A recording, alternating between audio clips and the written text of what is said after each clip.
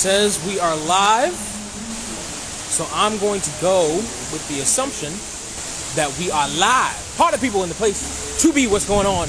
It's me, and we went ahead and seen it. Hold on, we're telling more followers to join your video.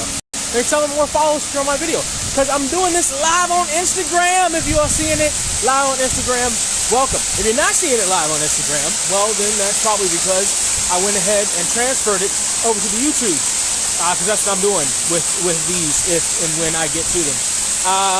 You might be seeing a little bit more of me in the near future. We're gonna be doing some more stuff.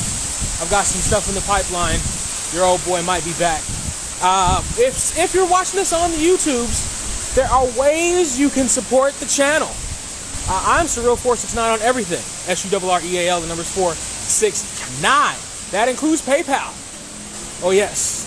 That includes Venmo. Oh yes. That includes Cash App. Oh yes. That includes Patreon.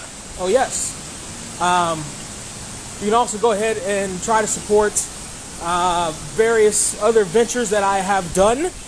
Go and follow City Drive. It is on YouTube. It is just where I've driven over the last, and you would think that doesn't make any sense, that would be any kind of a YouTube phenomenon. But I've actually gotten quite a few hundred views on those stupid freaking videos in the small amount of time that channel's been up.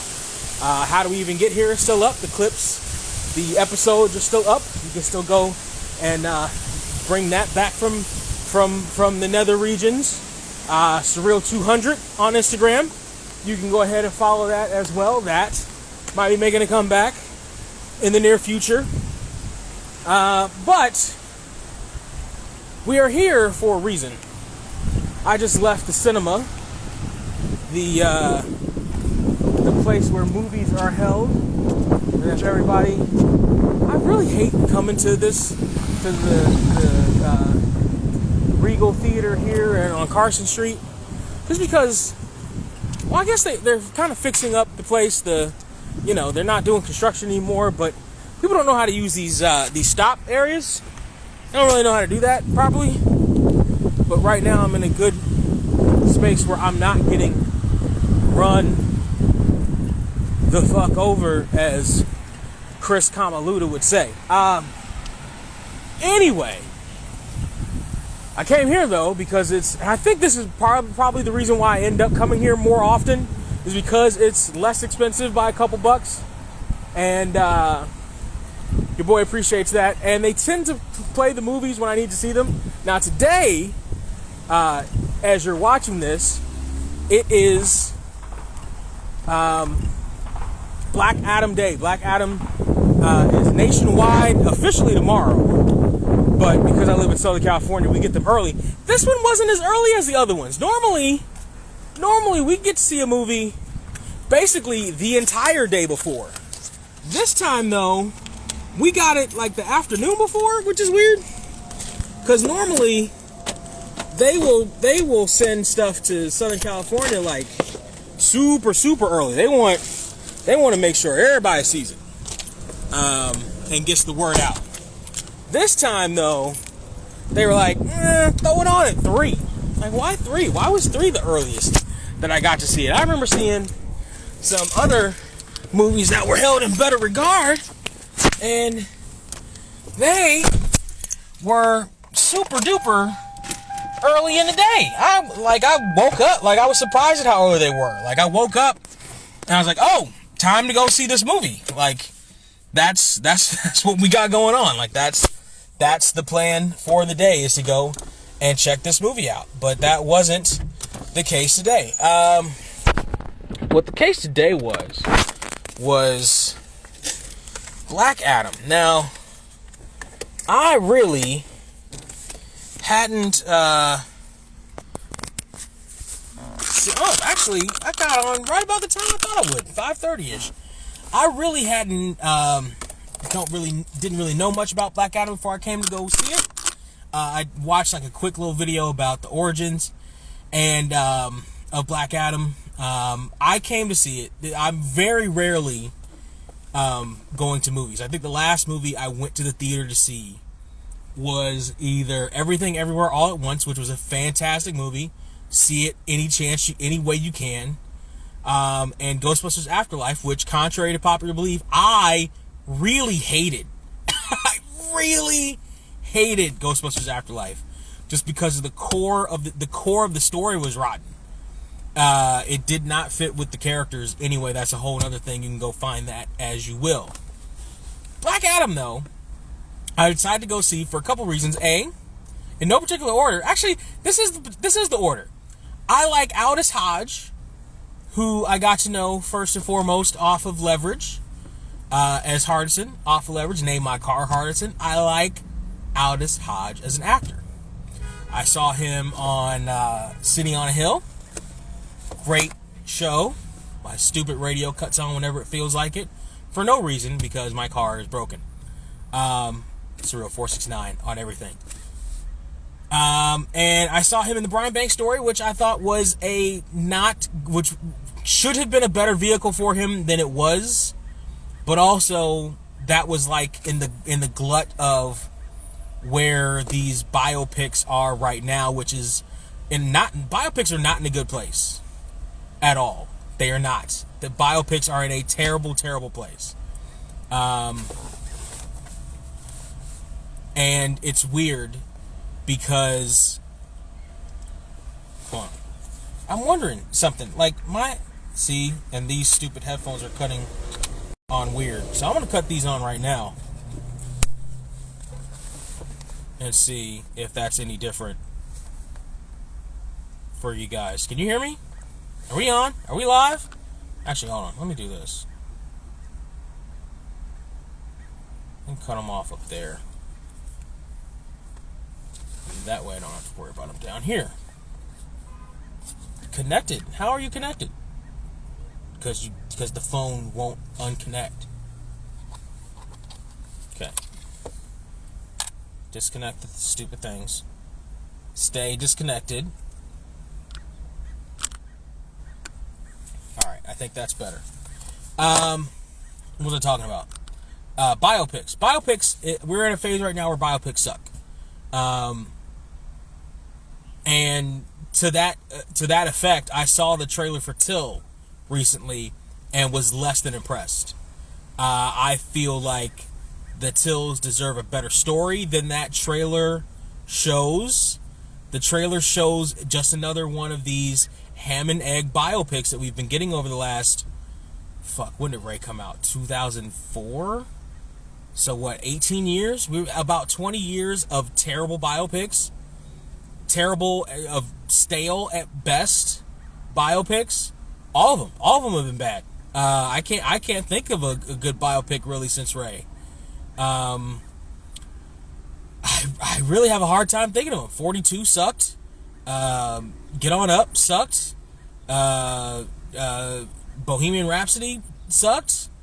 I can't think of a good biopic since then. And this looks just like every other one of those, which is terrible. And it's rated PG-13, which is stupid. But that's a whole nother reason. That's a whole other thing. We're not here to talk about that. Came to see Black Adam. Since we're talking about trailers, I will say some things about some trailers. I saw some trailers that I've seen before. I saw the trailer for House Party. It doesn't look like complete trash. Good for you guys. What was the other one? Mario Brothers. It was very short. It didn't do a whole lot of Chris Pratt as Mario, but the problem is it's still Chris Pratt as Mario. It's not Mario. It's still just Chris stupid Pratt. Like, that's... It looks good. The animation looks good because it's Nintendo, but it's still Chris stupid Pratt. I'm not interested.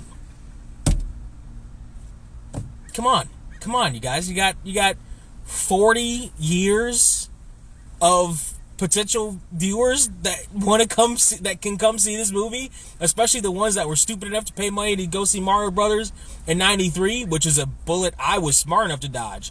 I saw all the marketing for Mario Brothers in '93, and even then, as a kid, I was like, I'm not seeing that. That's not Mario Brothers. That's not the Mario Brothers I want to see. I knew that would be a bad movie. I knew that.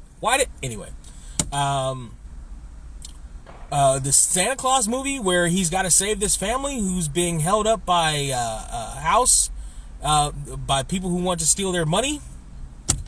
All right, I guess that looks like a rental at best. That's like a Tubi movie, honestly. What else? Shazam. Just drop the movie already, for freak's sake. And I think that's about it. Those are the ones that I can think of offhand. I wrote them down, but I'm recording right now. Anyway, on to Shazam. So I decided to see Shazam because I like Aldis Hodge as an actor, and I like The Rock as all around encompassing Rock. I like his acting. I like his personality. I like his motivation stuff. Even in bad movies, he's typically good. I even like his wrestling from 2002 onward, because he was trash before then. But I like him from 2002 onward. Yeah, so I decided to go see this movie. And before I saw the movie, I saw the canon, the Neo canon that Shazam is going with. And I saw what type of reviews it was getting. I didn't actually see the reviews. I didn't actually listen to the reviews. I saw the types of reviews it was getting. I saw that it was come see, come saw on the rating scale. And I can see why it's come see, come saw. I can really see why Shazam right now the ratings are gonna get like this. It's got good aspects. It doesn't really have bad aspects. It suffers from an underlying thread throughout the entire movie, and that's its problem. We're not getting into spoilers just yet. This is spoiler free right now. What's going on, Mr. Poetic? Shout outs to my dog, Mr. Poetic. I've known from way back. He's live now on the Instagram. There will be spoilers. I will tell you when there's spoilers. This is spoiler free for right now.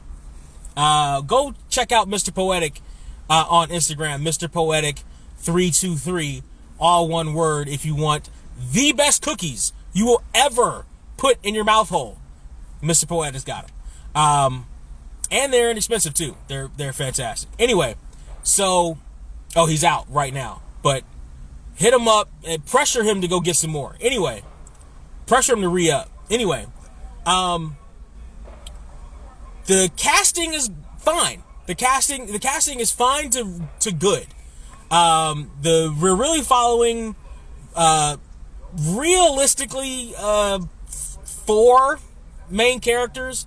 Black Adam, obviously, Hawkman, Aldis Hodge, this woman and her son are the 4 real main characters that we're really following. And the casting for them is fine. The woman, she's from Person of Interest. She's the sort of Middle Eastern woman chick on Person of Interest. She also played Gus's girlfriend on that one episode of Psych with the Daredevil people with Stacy Keibler on it, ironically enough. So that's another wrestling connection that she has. So yeah, she's fine in the movie. There are a couple of instances, there are a couple of times in the movie where I'm like, she's really more American than this fake Middle Eastern city she's supposed to be from, but okay, fine. Like, I can live with that. The Rock, his Black Adam character is very different than the typical Rock character that you get. You know, typical Rock character that everybody's used to, not even recently, like throughout everything. Rock has always had some semblance of happy-go-lucky to him. Has always had some semblance of charisma to him. Even back when he had the stupid fro and fanny pack when he first burst onto the wrestling scene, he's still happy-go-lucky. He was still energetic. He was still bright and shiny and $1 million grill and all that. And this is very stoic.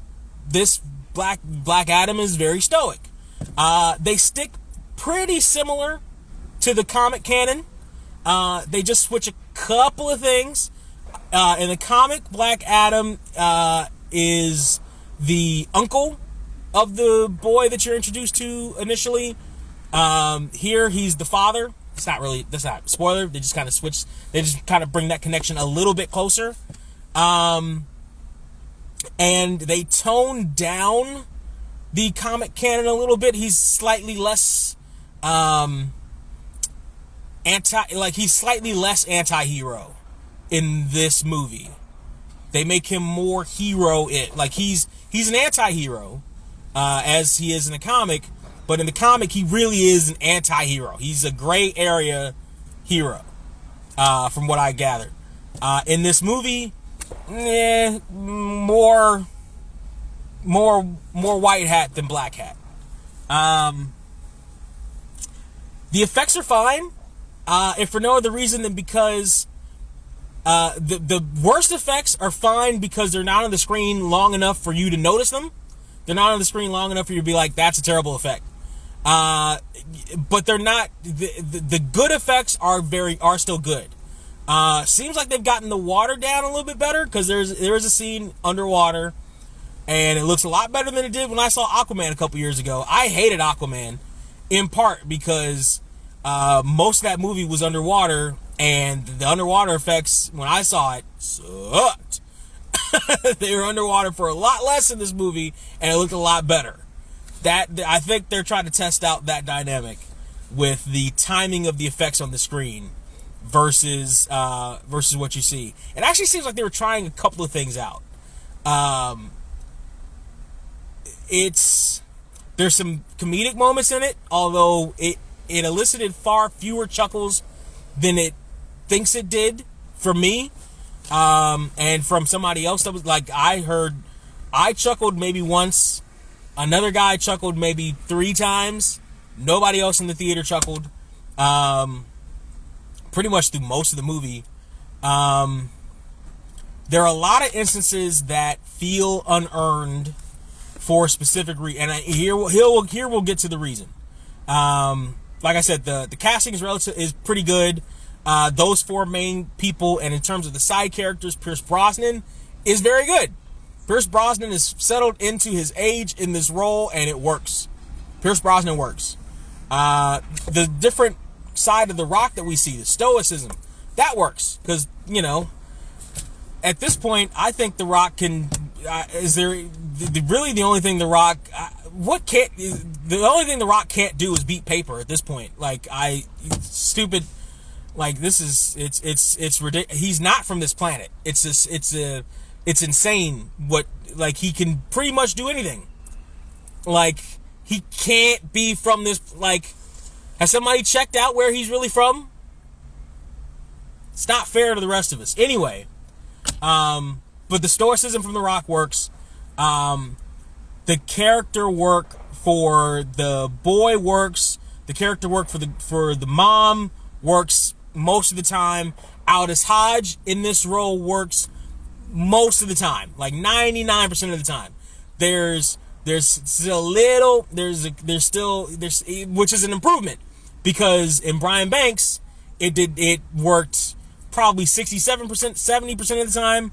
Sitting on a Hill, it worked more, but I think they had more time to work with, and I think he at that point maybe fits better on television. But him in this movie does still work as Hawkman. I would like to see more development of that character, and this is where we get into the main problem with this movie. Pacing. The main problem in this movie is pacing. I get why now the reviews are like this, because they rush through the entire movie. There is so much that they breeze right through.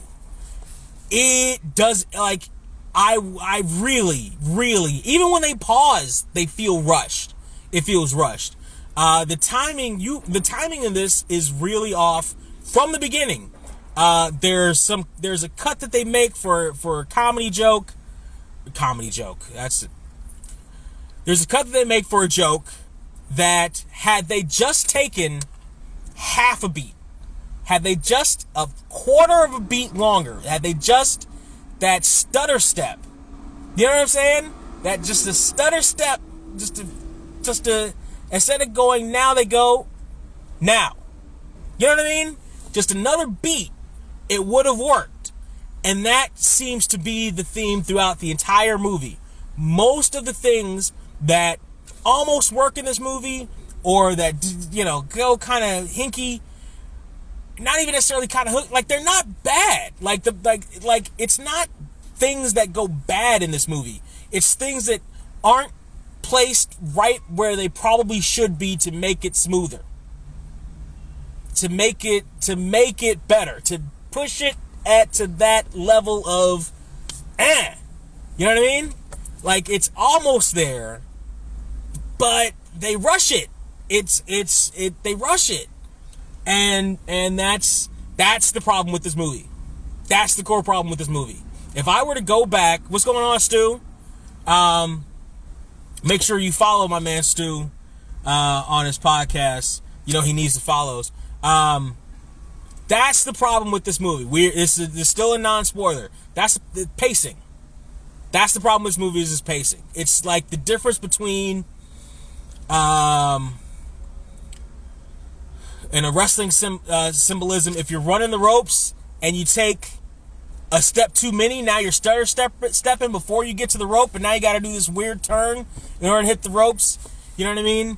It's the difference between this movie is microwave versus reheating in the oven. This movie is microwaving your pizza or your leftovers. Not even pizza, because you can get away with microwaving pizza, but your leftovers from a good restaurant, from a decent restaurant that you've heard about. It's the difference between microwaving it and reheating it in an oven. They miss it just enough that I get why the ratings are 55, 60%, some 45%. I get why the ratings are teetering. Like I said, they have elements that work. Nothing is necessarily distracting. This is Black Adam. Nothing is distracting except for the pacing. Except for the pacing. And the pacing is all through. It's not even like too fast, too slow, too fast, too slow, too slow, too slow, too fast. It's all too fast. It's all too rushed. It's watching YouTube on 1.125. You know what I mean? Or here's another one, because I notice this when I'm watching if the occasional time that maybe I'm in a hotel room somewhere and I'm watching television, and I'm watching like cable reruns or whatever, right? I don't know if you know this, but they speed up the reruns. So like if you're watching reruns of Friends, they're not playing it on the same tempo that it played when it aired live. They're playing it, TBS or whoever is playing Friends on like 1.025 or 1.25. Like, it's just enough so that you don't really notice it, but you can notice it like in music cues, or like if you know the pacing of a joke. Because they do that so they can cram more commercials in. And there was product placement here, especially when you got to the downtown scenes in the city, which, again, fine. It wasn't ridiculously overbearing. Although there was one like Kandahar fried chicken or some shit like that. Just like, I was like, Jesus Christ. And there's one scene where one of the heroes they're going over a plan and he's eating Lay's baked chips over the stoop. I was like, that one got me. But the problem is the pacing. The big overarching problem with Black Adam is the pacing. They rushed it. I don't know why they rushed it. I don't know what happened back behind the scenes, but they rushed it. And there was a whole lot that they went through, but they went through it too fast. Not so much, they didn't have enough content really for 2 movies, although they pretty much had like 2 or 3 different movies or 2 or 3 different endings in here. They put in too much stuff. And it wasn't like they had 2 movies. It's like they had a movie and a half. And I honestly would have rather them just did the 1 movie and save the half for something else. But they crammed a movie and a half, 1.6 movies into this time frame, and it suffered from it. Honestly, that was the big problem. It suffered from it. I don't know if they were trying to hide stuff, but the way they paced it, it may have come off worse. I would have liked them to have paced themselves better. Shit, I'd like a Snyder cut, or whoever directed it. I'd like a Snyder cut of this, if there is, because there's a core of decent in it, but they breezed past it too much. They breezed past it too fast. All right, so went through that. Let's go to the spoiler section of this review. I am going to take my sip. When I'm done with my sip, we will then dip into spoiler territory.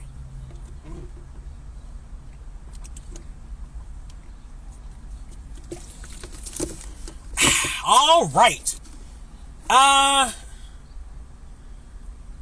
There's so much about this movie. I think I forgot a whole lot of it.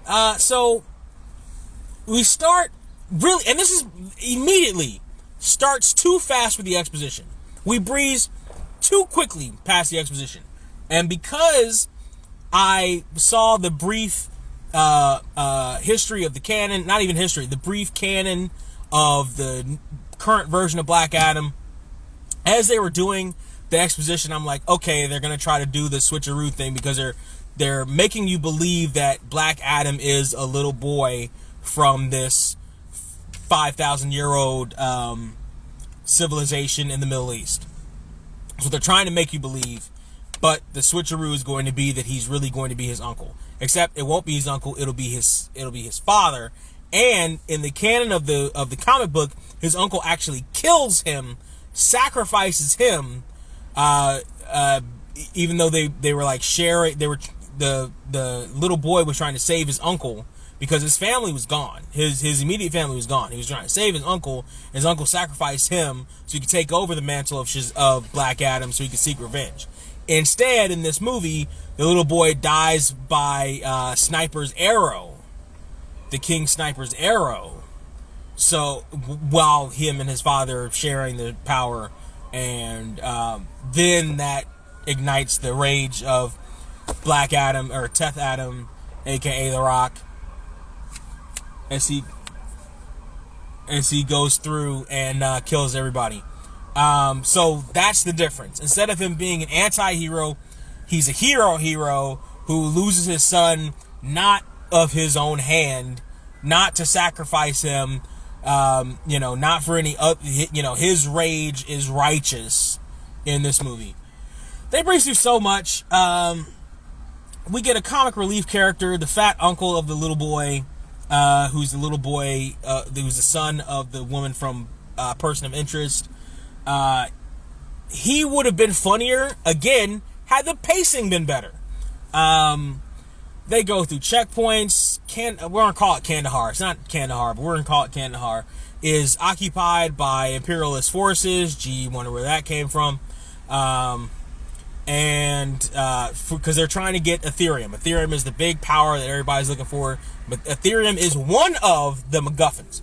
Ethereum is a mineral in the big MacGuffin, which is the crown of Sabbath, which is supposed to be the big portal, which initially they're not exactly clear on what it does, but later on in like the third act twist, it's actually the portal to the gates of hell. That immediate bad guy, like we see immediate turncoat bad guy immediately, because they're going into the caverns to try to retrieve this crown so that nobody else can find it. And obvious turncoat is obvious. He ends up being the one that ends up with the crown.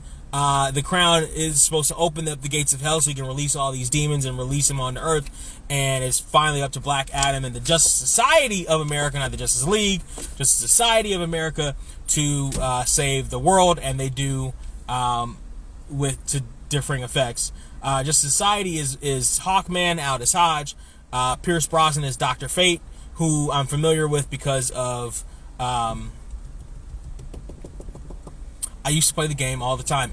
Not Insurrection.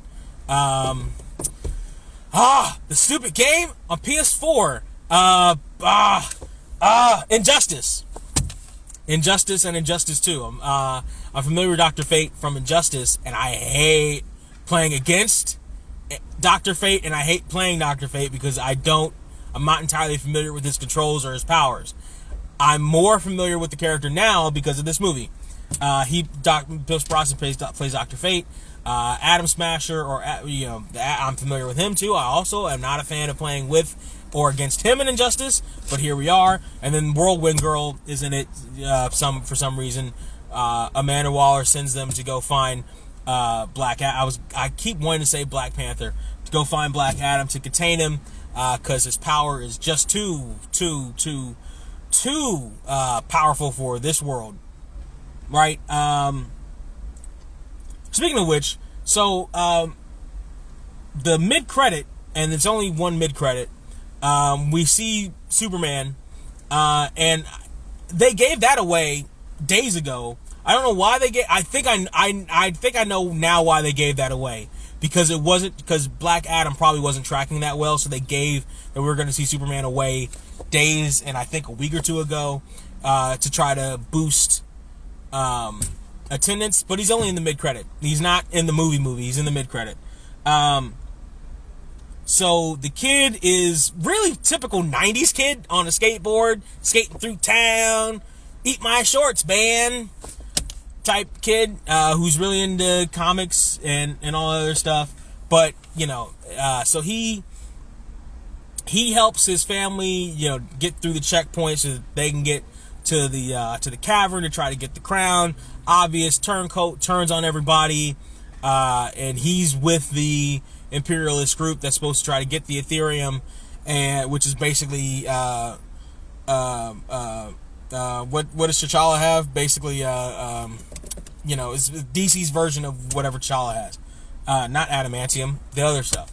But so yada yada, they awaken Black Adam, who destroys everybody, but he saves the mother, and she gets out, and so now the hunt is on for her because she's got the crown, and Black Adam is running through the city, but he's the city sees him as a champion. The legend says that he's a champion, but the truth of it is that he destroyed with his rage. Almost destroyed the entire city before with his rage. But the movie justifies his rage because his son dies and he's trying to free his people. Black Adam is typical, I've been frozen for 5,000 years, so I don't understand television. I don't understand common, American things like doors. Although he says they have doors, he just walks through walls anyway. I don't understand not killing people, and Hawkman specifically is very adamant about Black Adam not killing people. You take down the bad guys, but you don't kill them. Very adamant about don't kill them. And Adam's like, I don't, screw that. But somewhere along the way, he, finds solace in the boy, maybe because he sees his son in him.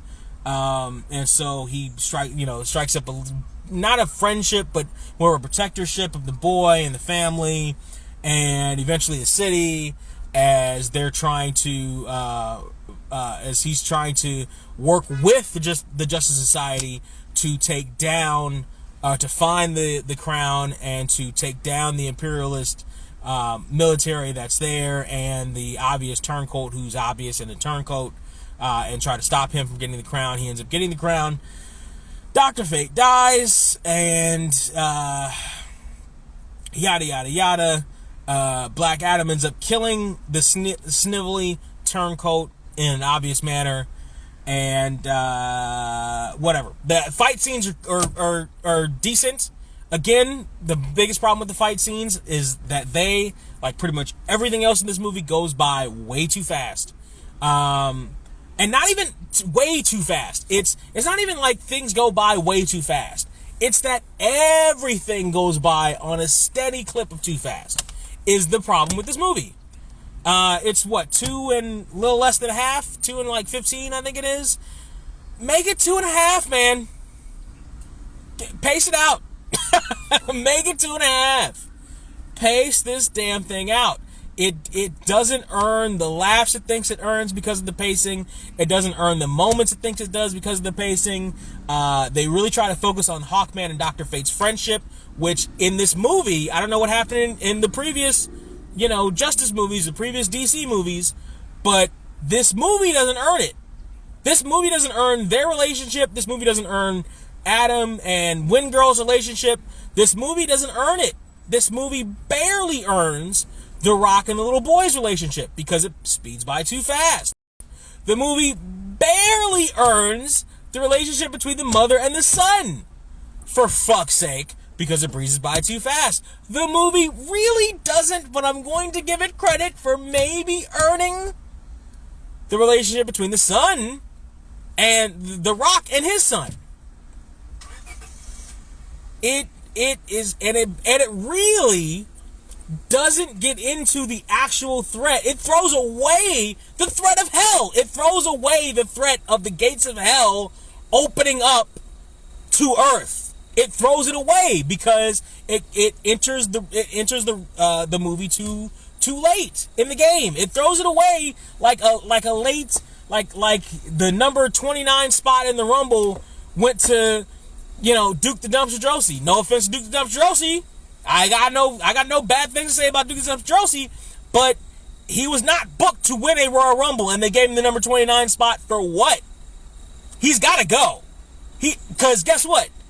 He's not gonna make it to the final four even. He's got to go. He's got to be tossed out before we get to the end.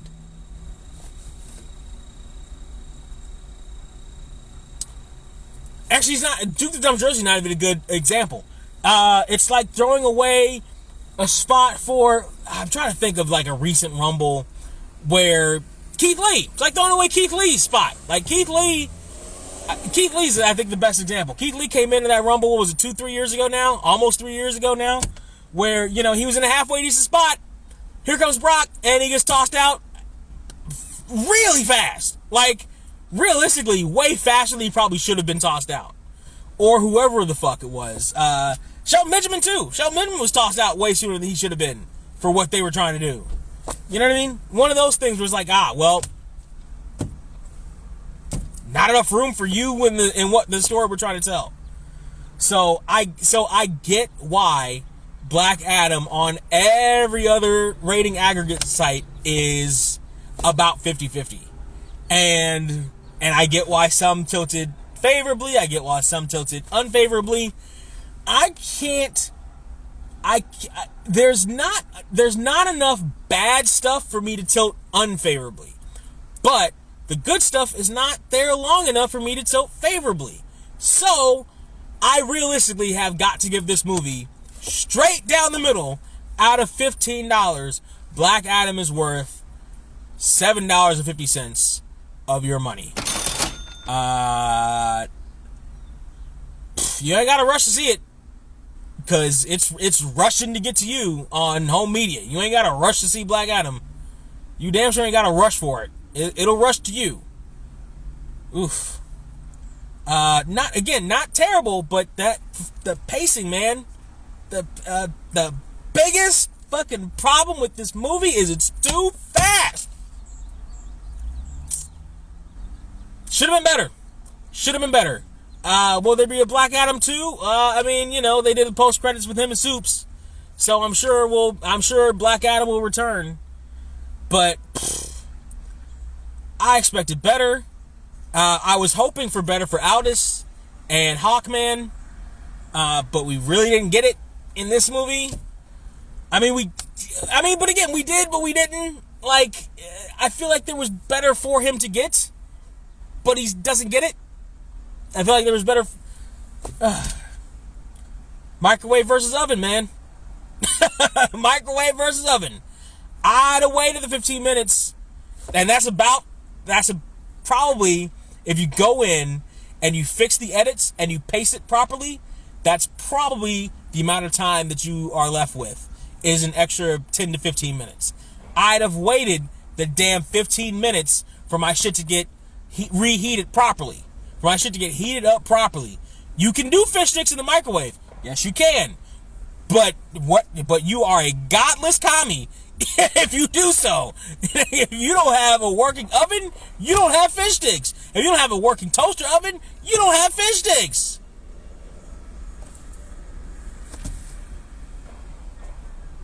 And this movie is, you know what I mean? Like, almost, bro. Almost. Party people, like I say before, you might be seeing more of me in the future.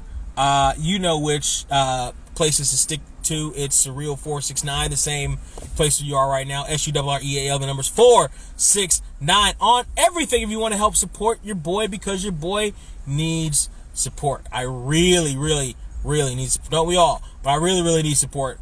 Venmo. I do have a Snapchat account. I just haven't been on it in God knows how long. But Venmo, Cash App is the word I was trying to say. And PayPal, even, Surreal469, is where you'll find me. Actually, I think PayPal is Fonzie_HB Kid. But I think it may end up being like, I have to go check. But Venmo and Cash App, for damn sure, Surreal469 as our Patreon. You can check me on all those other places where you normally check for folks. I appreciate you checking for me right now. And in the meantime, in between time, cheers.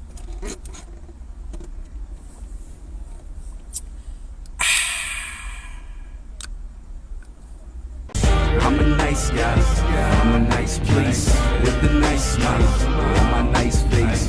Turn your back and I'm making sure my night's straight. And when you're out of town, I'll be making sure your wife's straight.